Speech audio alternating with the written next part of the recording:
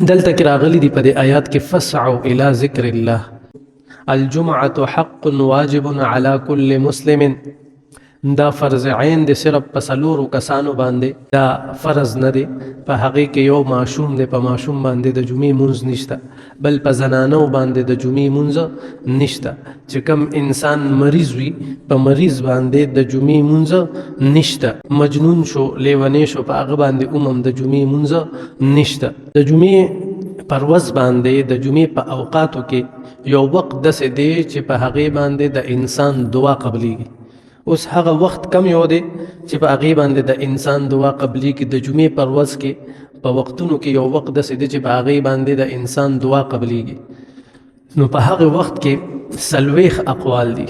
څوک وایي چې د جمعې د مونځ نه بعد، څوک وایي چې د دواړو خطبو په منځ کې، څوک وایي چې په د مازدیګر د مونځ نه بعد.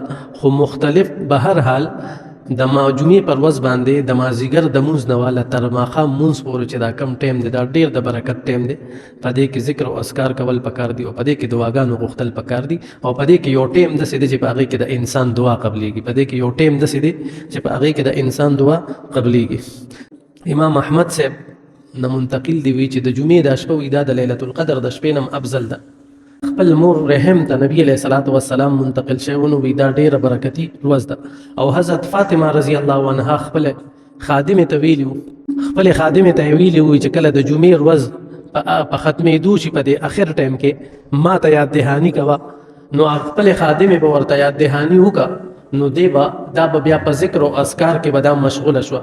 نو د جمعې د ورځې ډیر زیات فضیلت راغلی. بل په حدیث شریف کې راځي چې کم انسان، حدیث شریف کې راځي چې کم انسان د جمعې په شپه باندې یا د جمعې پر ورځ باندې وفات شي نو د باندې به عذاب قبر نه وي. کم انسان چې د جمعې په شپه یا د جمعې پر ورځ باندې وفات شي په د باندې به عذاب قبر نه وي.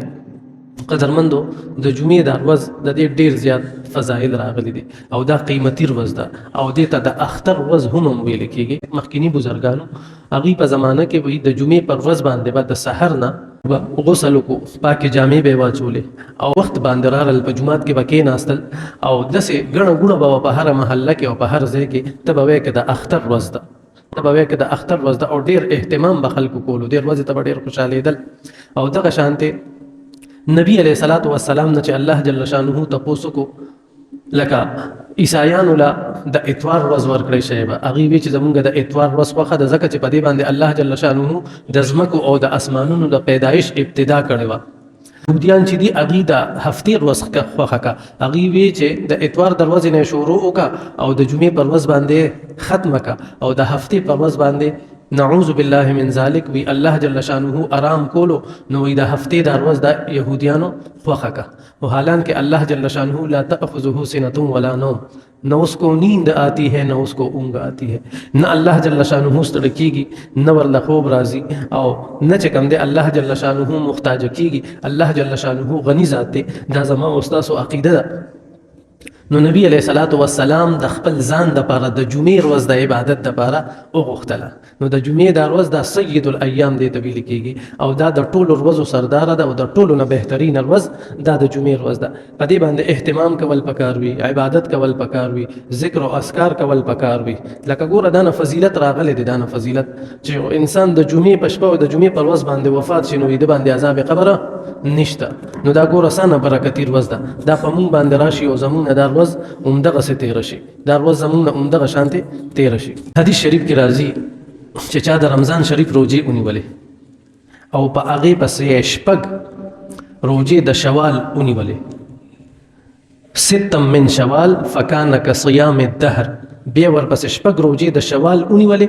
نو وایي دا داسې شوه چې د ټول عمر ټوله زمانه د روجې ونیولې. هغه څنګه؟ هغه داسې چې ګوره عشرة امثالها، الله جل شانه نیکی یو په لس باندې بدلی. نو تا چې 10 روجې د رمضان المبارک ونیولې او یو روجې او دې له بیا ته په 10 کې ضرب ورکړه نو دا 300 شوي، دا 300 شوي.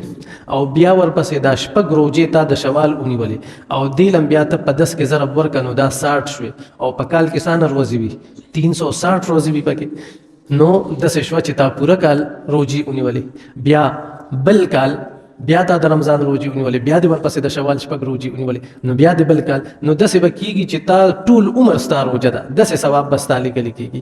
او څوک چې روژه نیسي او ډېرې زیاتې خوښې وي او دې د ایام 20 13 14 15 روزي هم نیسي، دغه شانتې د پیر او جمعرات په ورځ باندې چې د انسان اعمال بدلېږي په دې باندې هم دې روزي نیسي، نو دغه خلک به په باب الریان باندې جنت ته داخلېږي.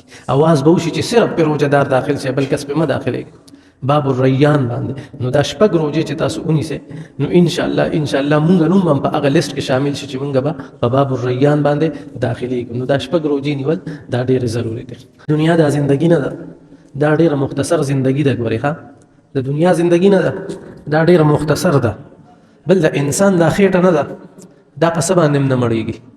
حدیث شریف کې راځي که یوه وادي یوه کمره دته د سرو زرو میلو شي، نو د ده د آخر ورځ به بیا هم نه کمیږي. دی به وایي کاش چې دا دویمه وه، بیا به وایي چې دا درېیمه ده.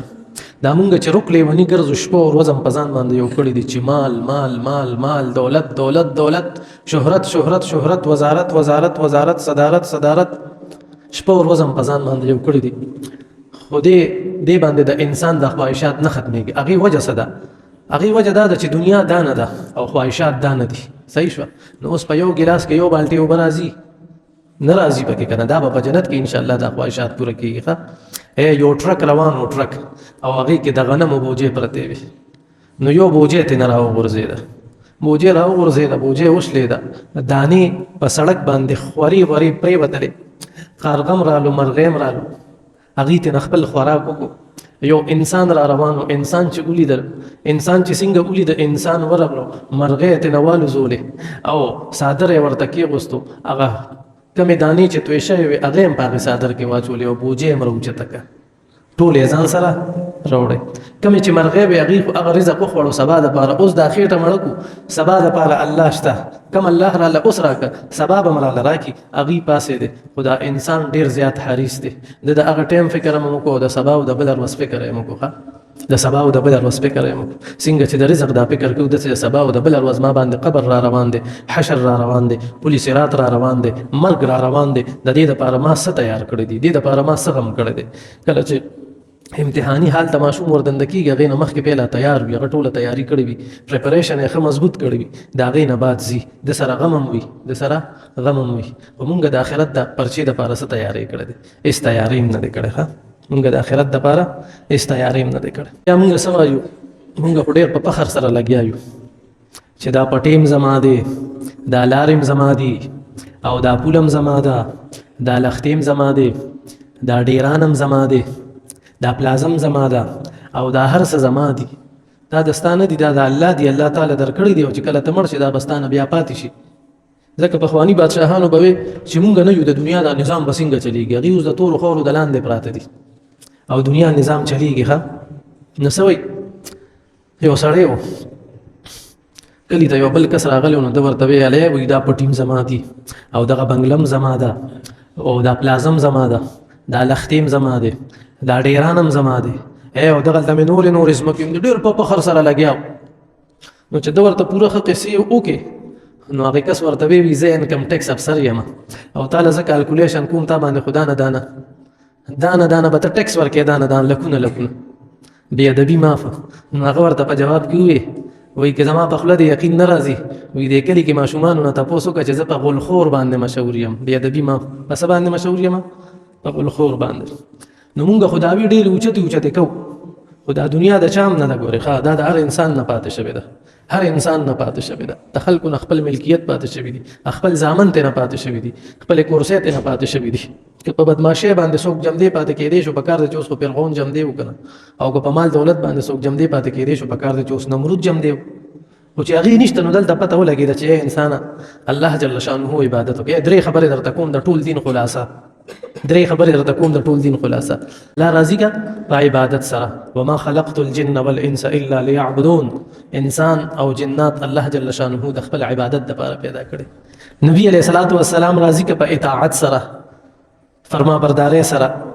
نبی علیه الصلاۃ والسلام په طریقو کې د دوانو جهانو د کامیابۍ یقین وساته، او هغه شانتې یقین نه ګورې. ښه، هغه شانتې یقین نه، ښه مضبوط یقین. مونږ خو دا خبره په خوله باندې هم کوو، خو یقین هم پې نشته. او هغه شانتې اراده هم نه ګورې، هغه یو پیر تبلیغي بیان وشو، هغه یو بابا پکې اخر کې پاسېدو، وایي زما ما غشي ولیکه چې هغه خلک ولیکي او بیا زینا هغه اراده یادوله. نو دغسې اراده به نه کوئ، ښه مضبوطه اراده به کوئ. نبی علیه الصلاة والسلام اطاعت سنت طریقه دا په خپل زندګۍ کې په خپل کور کې د سنت طریقه جمدی کول. او درېمه خبره، مخلوق په خدمت سره راضي کړه. هر چا سره منډه تړله، د هر چا د زړه خیال، هر چا سره بهترین اخلاق، بهترین طریقې سره هغه سره ملاوېدل، د ګاونډي خیال ساتل، د خپل وروڼو خویندو خیال ساتل، د خپل رشتہ دارانو خیال ساتل، محلي والا خیال ساتل، کلی والا خیال ساتل، هر چا سره جی جان کول، د هر چا خدمت کول، د هر چا په خوشحالۍ او غم کې شریکېدل. دا د ټول دین خلاصه ده، دا درې خبرې. بس په دې درېو خبرو باندې عمل وکړې، ته ګوره چې ستا زندګي بیا څنګه تېرېږي. ته په دنیا کې هم خوشحاله، آخرت کې به هم خوشحاله. قدرمندو، مختصر وخت ښه او ډېره لږه زندګي ده زموږ، پته نه لګي چې کله مرګ راځي. کله ناکله د قبر سره باندې انسان تیریږي که نه، نو دغلته کې لږ ودرېږئ، لږ سوچ کوئ چې دلته به زم راځم، دلته به زم راځم. یو کس ځان له قبر جوړولو، یو بل کس پې تېرېدو، لکه څه کې وایي قبر ځان له جوړومه، هغه ورته وایي نیکبخته، وایي ځان له قبر مه جوړوه، وایي ځان دې قبر دپاره جوړ کړه. داسې اعمال وکړه چې ته دې قبر ته ورځې چې ته خوشحاله یې. وایي په مزار مې دومره چپ ولې تېرېږې، تورې خورې خو اواز کولی نه شي، سبا به تورو خورو د لاندې پراته یو او خلک به را باندې تېرېږي. نو دې نه ښه خبره دا ده چې ځان له پیله د خپل قبر جوړ کړو، قبر ځان له جوړ کړو. یو کس قبر ته ولاړ و جړلی، بل کس ورته ویل هلکه وایي ولې جاړ، وایي یاره دا مې د مور قبر دی او وایي دې مور را سره ډېرې سختې تندې لوږې نارې تېرې کړي دي، کچه کور به مو چې باران به وشو رابېده به، او ډېره خواري یې را سره کړې وه. وایي اوس بینک بیلنس هم شته، کور هم شته، موټر هم شته او بنګله د بنګله، وایي هغه مور مې نشته. نو سبا به ګوره مونږ هم په دې دنیا کې نه یو چې څه خو ځان له د آخرت دپاره تیار کړو که نه. الله دې مونږ له په دې باندې عمل کولو توفیق راکړي. وما علینا الا البلاغ.